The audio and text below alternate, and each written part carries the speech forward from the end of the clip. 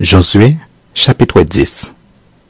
Adoni-Sédec, roi de Jérusalem, apprit que Josué s'était emparé d'Aï et l'avait dévoué par interdit, qu'il avait traité Aï et son roi comme il avait traité Jéricho et son roi, et que les habitants de Gabaon avaient fait la paix avec Israël et étaient au milieu d'eux. Il eut alors une forte crainte, car Gabaon était une grande ville, comme une des villes royales, plus grande même qu'Aï, et tous ses hommes étaient vaillants.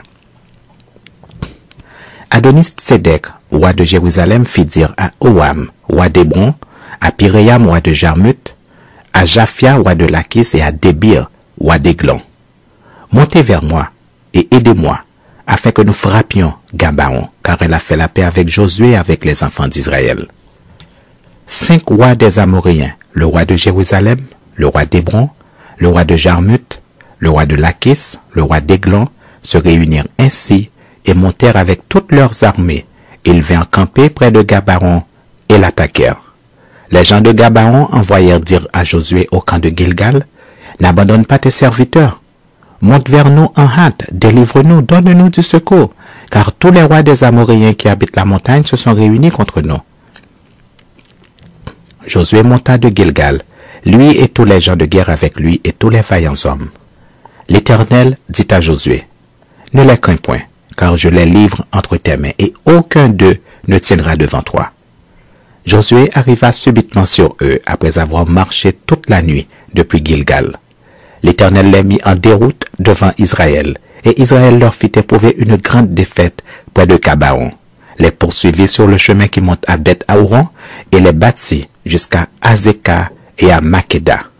Comme ils fuyaient devant Israël et qu'ils étaient à la descente de Beth-Horon, l'Éternel fit tomber du ciel sur eux de grosses pierres jusqu'à Azekah, et ils périrent.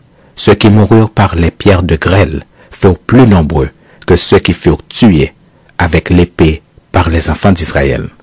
Alors Josué parla à l'Éternel, le jour où l'Éternel livra les Amoréens aux enfants d'Israël, et il dit en présence d'Israël: Soleil, arrête-toi sur Gabaon, et toi, lune, sur la vallée d'Ajalon.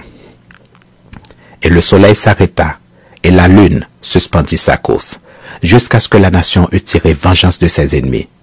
Cela n'est-il pas écrit dans le livre du juste?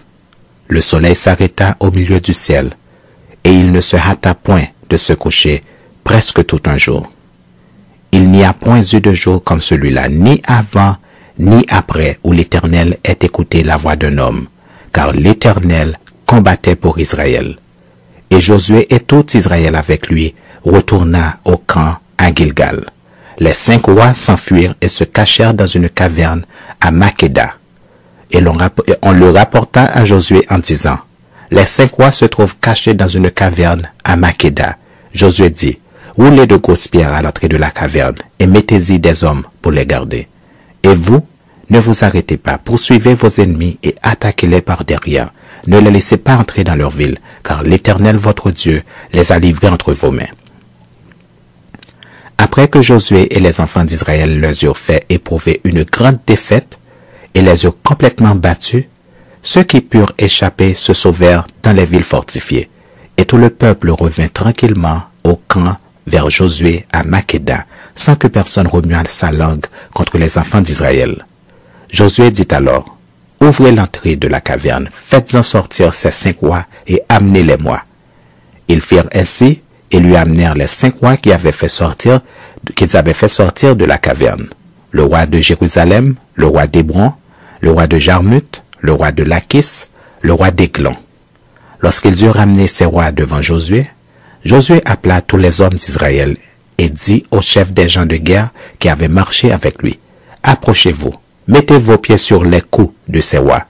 Ils s'approchèrent et ils mirent les pieds sur leurs coups. Josué leur dit: Ne craignez point et ne vous effrayez point. Fortifiez-vous et ayez du courage, car c'est ainsi que l'Éternel traitera tous vos ennemis contre lesquels vous combattrez. Après cela, Josué les frappa et les fit mourir. Il les pendit à 5 arbres, et ils restèrent pendus aux arbres jusqu'au soir. Vers le coucher du soleil, Josué ordonna qu'on les descendît des arbres. On les jeta dans la caverne où ils s'étaient cachés et l'on mit à l'entrée de la caverne de grosses pierres qui y sont demeurés jusqu'à ce jour. Josué prit Makéda le même jour et la frappa du tranchant de l'épée. Il dévoa par interdit le roi, la ville et tous ceux qui s'y trouvaient. Il n'en laissa échapper aucun, et il traita le roi de Makéda comme il avait traité le roi de Jéricho.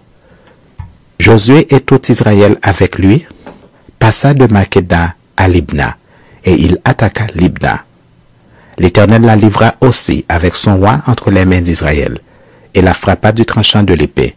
Elle et tous ceux qui s'y trouvaient, il n'en laissa échapper aucun, et il traita son roi comme il avait traité le roi de Jéricho. Josué et tout Israël avec lui passa de Libna à Lachis. Il campa devant elle, et il l'attaqua. L'Éternel livra Lachis entre les mains d'Israël, qu'il a pris le second jour, et la frappa du tranchant de l'épée, elle et tous ceux qui s'y trouvaient, comme il avait traité Libna. Alors Horam, roi de Gézer, monta pour secourir Lachis. Josué le battit, lui et son peuple, sans laisser échapper personne. Josué et tout Israël avec lui passa de Lachis à Églon. Ils campèrent devant elle, et ils l'attaquèrent. Ils la prirent le même jour, et la frappèrent du tranchant de l'épée, elle et tous ceux qui s'y trouvaient. Josué la dévoua par interdit le jour même, comme il avait traité Lachis. Josué et tout Israël avec lui monta d'Églon à Hébron, et ils l'attaquèrent. Ils la prirent et la frappèrent du tranchant de l'épée, elle, son roi, toutes les villes qui en dépendaient et tous ceux qui s'y trouvaient. Josué n'en laissa échapper aucun, comme il avait fait à Églon, et il la dévoua par interdit avec tous ceux qui s'y trouvaient. Josué et tout Israël avec lui se dirigea sur Débir, et il l'attaqua. Il la prit, elle, son roi, et toutes les villes qui en dépendaient. Ils les frappèrent du tranchant de l'épée, et ils dévorèrent par interdit tous ceux qui s'y trouvaient, sans en laisser échapper aucun. Josué traita Débir et son roi comme il avait traité Hébron, et comme il avait traité Libna et son roi. Josué bâtit tous les pays, la montagne, le midi, la plaine et les coteaux, et il en bâtit tous les rois. Il ne laissa échapper personne, et il dévoa par interdit tous ceux qui respiraient comme l'avait ordonné l'Éternel, le Dieu d'Israël. Josué les bâtit de Kades-Barnéa à Gaza.